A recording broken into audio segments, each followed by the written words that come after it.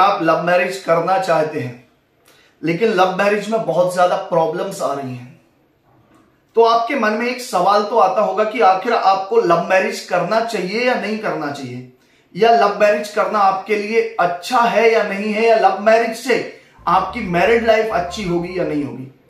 ये सवाल शादी से पहले, लव मैरिज से पहले आपके दिमाग में जरूर चलते होंगे, लेकिन क्या इनके उत्तर आप कभी ढूंढ पाए हैं?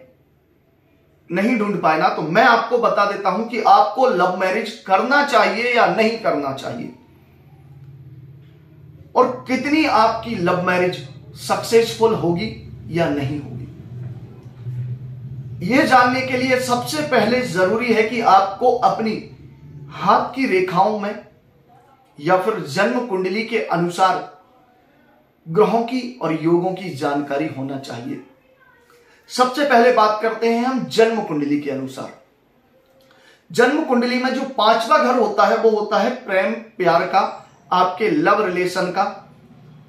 अगर इस भाव के ऊपर कहीं से भी पाप ग्रह की दृष्टि अगर पड़ रही है, पाप ग्रह अगर देख रहा है आपके पंचम भाव को, या कोई भी पाप ग्रह आपके पंचम भाव में विराजमान है और उस पर कोई भी शुभ ग्रह की दृष्टि नहीं है, कोई भी शुभ ग्रह अगर आप उस 5वें घर को नहीं देख रहा है, तो समझ लीजिए कि ऐसा प्रेम विवाह आपके लिए ठीक नहीं रहेगा, वो बहुत ज्यादा समस्या देने वाला रहेगा। शादी हो जाएगी क्योंकि पाप ग्रह लव मैरिज तो करा देता है, लेकिन उसके बाद आपका वैवाहिक जीवन सुखद नहीं रहेगा। जो पार्टनर आपसे प्रेम करता है, आपसे लव करता है, एक उसके नेचर में परिवर्तन हो जाता है, उसके व्यवहार में परिवर्तन हो जाता है, वो आपसे दूर होने लगता है और वही रिलेशन टूटने की कगार पर आ जाता है। दूसरा योग, आपकी लव लाइफ बहुत अच्छी है।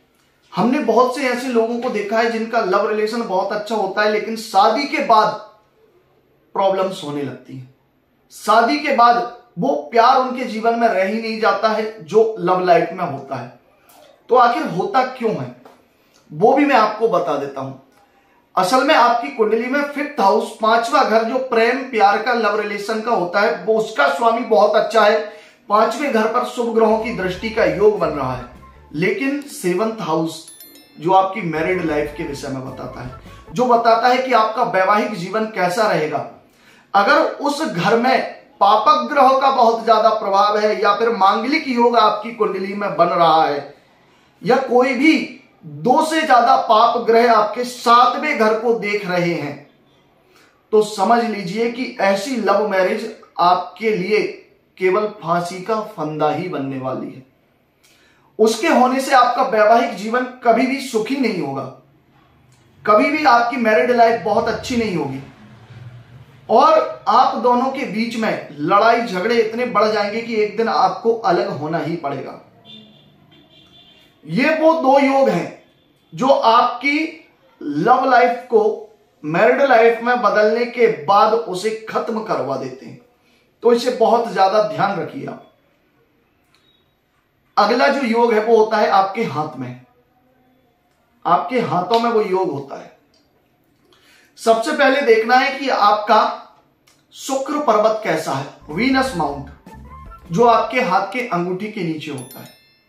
अगर शुक्र पर्वत दबा हुआ है, उस पर कोई काला तिल है, कोई काला धब्बा है, कोई काला निशान है, या फिर रेखाओं का जाल आपके शुक्र पर्वत पर बन रहा है, साथ ही साथ शुक्र पर्वत पर जो सीधी रेखाएं हैं वो अगर टूटी हुई हैं, अन्य रेखाएं उन्हें काट रही हैं, तब भी ये योग आपकी लव लाइफ को मैरिड लाइफ में बदलने के बाद केवल बर्बादी की तरफ ले जाने वाला होता है।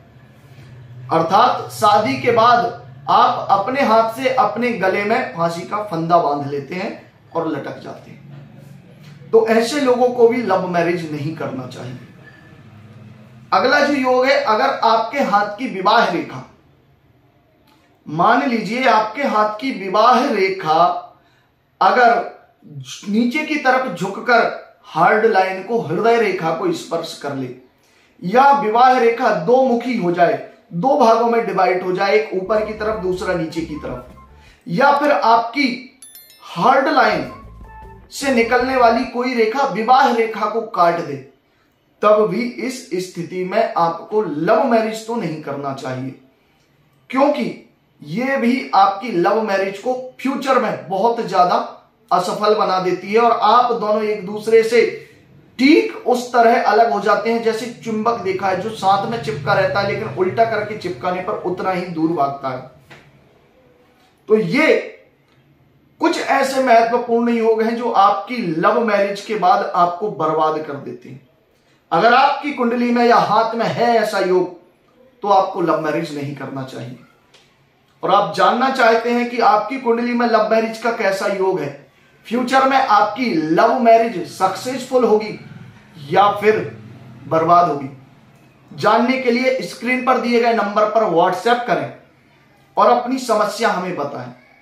हम आपकी जन्म कुंडली और हाथ की रेखाओं का अध्ययन करने के बाद लव लाइफ के विषय में आपको बताएंगे कि आखिर आपकी लव लाइफ कैसी रहेगी। वीडियो अच्छा लगा है तो चैनल को सब्सक्राइब करके जाइए और ज्यादा से ज्यादा शेयर कीजिए। जय महाकाल, हर हर महादेव।